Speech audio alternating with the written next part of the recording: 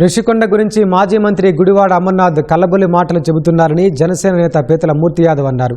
YCP హయాంలో పర్యావరణ అనుమతులు లేకుండా రిషికొండలో 500 కోట్లు ప్రజాధనం దుర్వినియోగం చేసి భవనాలు నిర్మించారని విమర్శించారు. రిషికొండ భవన నిర్మాణాల్లో డొల్లతనాన్ని జనసేనాని పవన్ ప్రపంచానికి చూపించారన్నారు.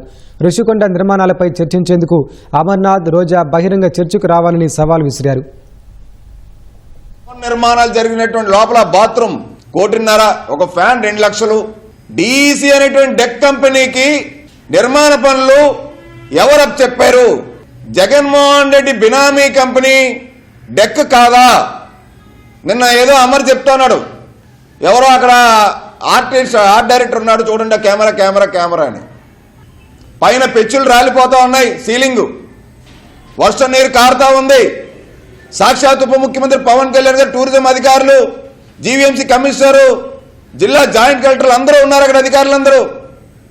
ఇవన్నీ ఉన్నా కానీ ఇంకా ఏదో మసిపూసి మారేడుకాయ చేయడానికి నిన్న కోడిగుడ్డ అమరు ఏవో కల్లబొల్లి మాటలు చెప్తా ఉన్నాడు.